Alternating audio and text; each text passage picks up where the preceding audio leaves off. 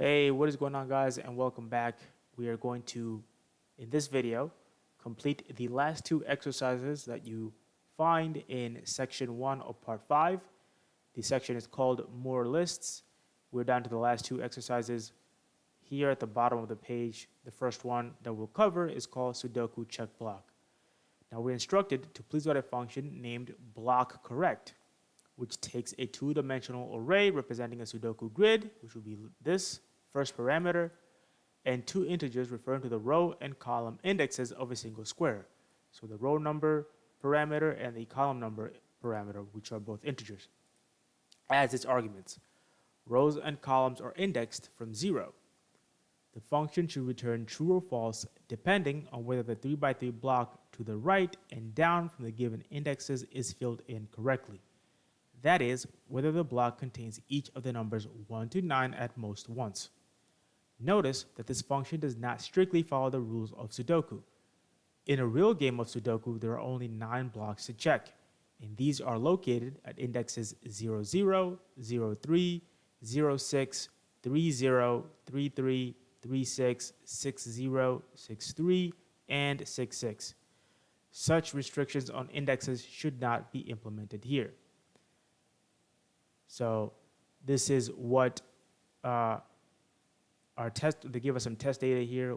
We have this variable Sudoku, which has this nested list, right? Our matrix.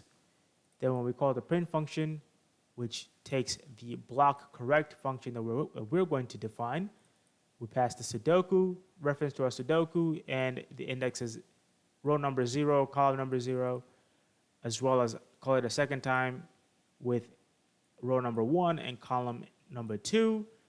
The first print clause should return false or should print false, and the second one should print true. The first function calls checks the 3x3 block beginning with the squares at indexes 0, 0. So we'll start here, right? So we'll check this block. It'll go from 9 or from 0, 0, 0, 1, 0, 2. Then it'll check 1, 0, 1, 1, 1, 2. Then it'll check 2, 0, 2, 1, and then 2, 2. So this will be the 3x3 block here that it needs to check. Then the second function call should check the 3x3 block beginning with the square at row 1, column 2. So row 1, column 2, we'll start with here. Row 1, column 2. I'm sorry, so 0, 1, 2. So we'll start here. So we'll check 0, we'll check 1, 2, 1, 3, 1, 4, then 2, 1. I'm sorry, 2, 2, 2, 3, then 2, 4, and then 3, 3, 2, 3, 3, and 3, 4. So which is what you get this little block. The second block will not be checked in an actual game of Sudoku, but your function should allow for it to be checked.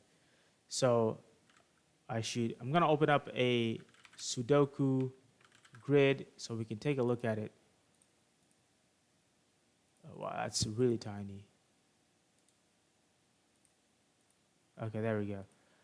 So this is your typical Sudoku grid. As you can see, the board is a 9x9 matrix, and it's divided into these smaller 3x3 matrices, right?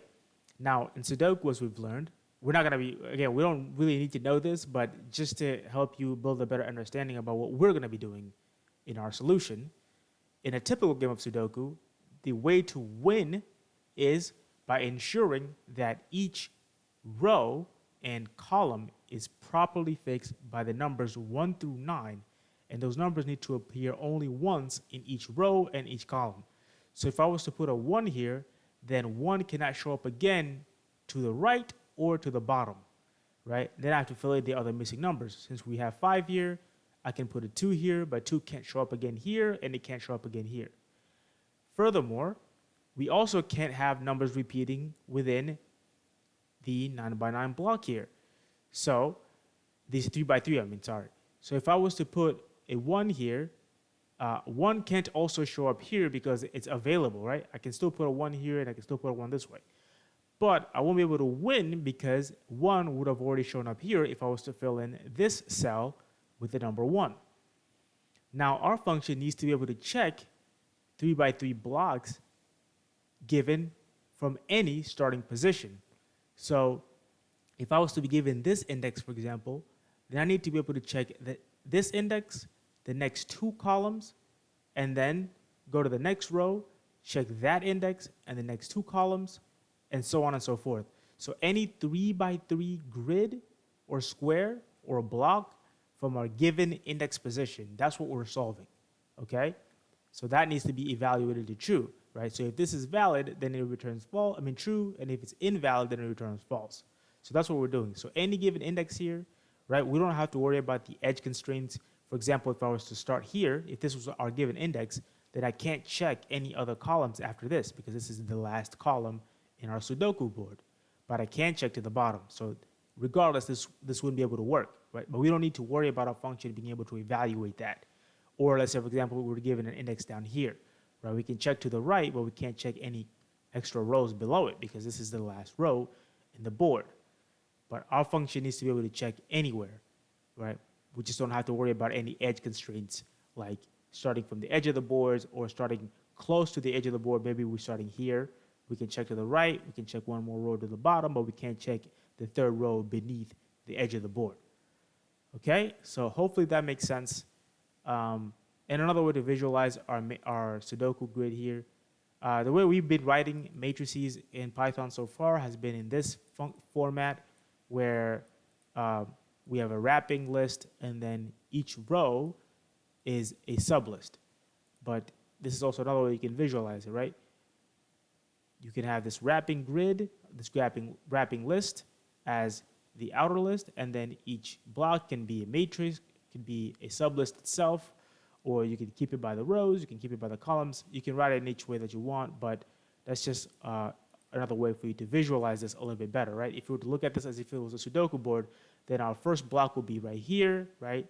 Then our second one will be here. Then our third one will be here. But our function is to be able to say, hey, if I give you index, 1, 2, then we should be able to check, 1, 3, 1, 4, then 2, 2, 2, 4, etc. 2, 3, 2, 4, etc., etc., etc. All right, so I have VS Code opened up, and we have the Sudoku block exercise open. What I'm actually going to do is come back here. I'm going to copy this because it's just going to be a lot easier for us. I'm going to go here. I'm going to say if name is equal to main. I'm just going to paste this. Make sure I properly indent everything. And then I'm going to come up here. I'm going to define our function block correct, which is going to take in the Sudoku, which is a type list. It's going to take a row number, which is an integer, and then a column number, which is also an integer. Okay, just to be sure that we define the head of our function correctly, and we have. Then in here, I'm going to do the same thing what we've done in the previous Sudoku exercises that we've looked at. I'm going to have some sort of list, empty list that's going to be used as our tracker. So I'm just going to declare a variable here called scene, set that equal to an empty list. Then what we're going to do is start our loops, but we're not going to use a regular for loop like for row in Sudoku that we've done before, and then for column in Sudoku, right? Since we've already been given a row number and a column number which is going to point to our starting position, we can instead use the range function. So we can say for row in row number to row number plus 3, and then we could do for column. Now I'm using abbreviations for column as COL, in range column number to column number plus 3. Then what I'm going to do is say declare a variable here called number, set that equal to Sudoku, then use the row and column variables we declared, or that reference where we are in our range function that we declare in our for loops, as a way for us to target that specific cell in our Sudoku board. Then what we're going to do is say if number in C and number greater than 0 return false. And we've seen this. This is basically what this is doing. If row given a column number is in our tracker list and it's greater than 0, whatever the value there is greater than 0, then return false. Otherwise, what we're going to do here is just say scene.append number. Then down all the way here, we're going to return true. Right, so this was a very easy, very straightforward exercise. I'm going to call up here, press the run button, see what we get. So here we get return false and returns true. Let's go back here and see what we get. Right, the first one returns false, and the second one returns true. So false and 2. So let's run our tests. And there we go. We can send that solution to the server and take a look at the model solution in the browser. And there we go. And they did the exact same thing we did. They define the function block correct, which takes in a Sudoku parameter Sudoku, which is of type list, the row number, which is an integer, and the column number, which is also an integer, which is word for word from what the instructions declared. Then they have a list here called numbers, which, as we've used it as a way to keep track of the numbers, the valid numbers that we encounter. Then they do for row and range, again, row number plus 3. And the same thing here, as in range, column number plus 3. Then the number to target will be in our Sudoku board. We give it that specific row and column to give us the value that's stored in number. Then we check if number is greater than 0 and number is in our numbers list, return false. That means, right, this number is invalid because we've already seen it, otherwise appended. And if all the numbers that we encounter are not in the numbers list, then we'll return true. So that's the solution to this exercise. Now you can go back to the exercise page, refresh it, make sure you get credit for that, and we have. And so let's move on to the final exercise called Sudoku check grid. It says, please write a function named Sudoku grid correct. It takes in a Sudoku, a parameter called Sudoku, which is of type list. It takes the two-dimensional array representing a Sudoku grid as its argument. The function should use the functions from the 3 previous exercises to determine whether the complete Sudoku grid is filled in correctly. Copy the functions from the exercises above into your Python code file for this exercise. The function should check each of the 9 rows, columns, and 3x3 blocks in the grid if all contain each of the numbers 1 to 9 at most once. The function returns true if a single one is filled in correctly. The function returns false. If a single one is filled in incorrectly, the function returns false. The image of the Sudoku grid above these exercises has 9 blocks within the grid indicated with thicker borders. These are the blocks the function should check, and they begin at indexes. So this is basically the regular Sudoku blocks. So when we call Sudoku grid 1, Sudoku grid correct with this first Sudoku should return false, and with this second one should return true. Okay, so we've been told in here that we're going to be utilizing a lot of the previous exercises that we have encountered. Okay, so let's see if we can do this. Open up VS Code. I'm going to close these two. Actually, in fact, we're going to need this function. So I'm going to paste that in there. We're also going to need this function. So I'm going to paste it there. And we're going to need this function. So these are the functions that we came up with in the previous video when we were doing the other exercises. So now,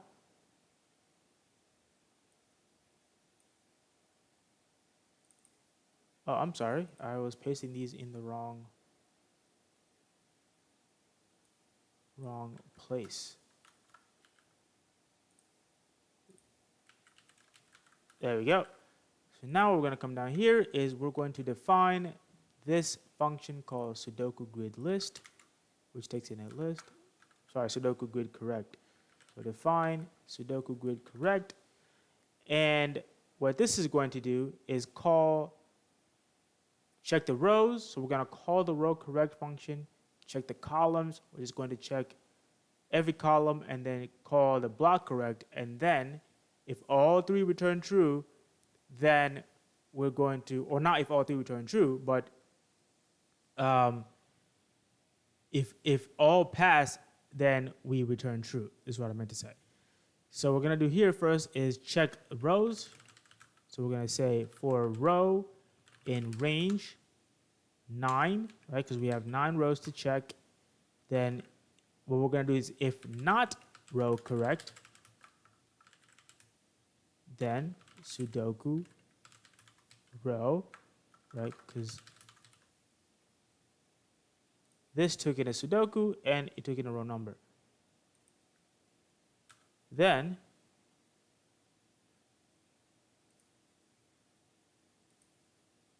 am I misspelling this? Yeah, I was surprised why this wasn't being picked up because I'm just passing it directly into this function. Then return false. Then we're just going to do the same thing for the columns. Check columns for a column in range 9.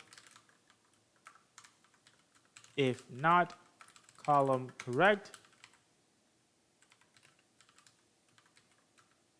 return false. I keep misspelling Sudoku. And then finally, check blocks, right? 3 by 3 blocks.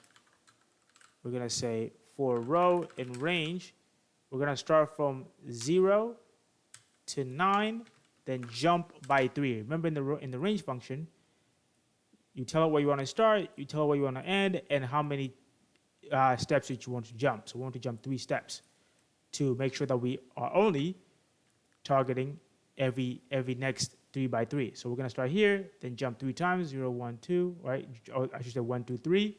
Then it's going to check this block, right? From here to here to here. Then it's going to jump 3 again, then check the next block. If not block correct Sudoku, then row, actually that's not true. For column in range, we're going to do the same thing. 0, 9, 3. Then we say if not block correct, because we need to give it a row, and this function, not the block correct function, takes in not only the Sudoku but a row number and a column number. So we need to give it a starting number for the column, for the row and the column, for it to be able to go start checking 3 by 3 blocks. Then we're going to say return false. Now, if all pass, if all checks pass, return true. Then down here, we're just going to say if name is equal to main, as we've done. Come here, copy this, paste that in. Just indent these for formatting purposes, like that. Then we know that this should return false and this should return true. So let's run this and see what happens. There we go, false and true. Go back here, false and true. So that's it. This was pretty easy. Yeah, when I was looking at them in the video yesterday, I was feeling a little bit weary because again, I'm still recovering from being sick. So I thought that they visually, just because it was a lot of wording, they looked like they were going to be pretty heavy. But after I just took a moment to sit down and read through them, I realized they were very, very easy.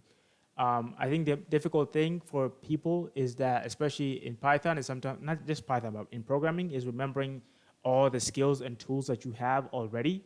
Like, for example, remembering that you can use the range function instead of using, just looping through our Sudoku or our grids a lot more complicated by looping through the Sudoku itself.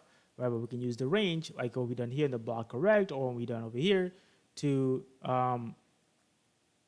here to solve these challenges. So let's test these, see what we do. There we go, we pass, send that solution to the server.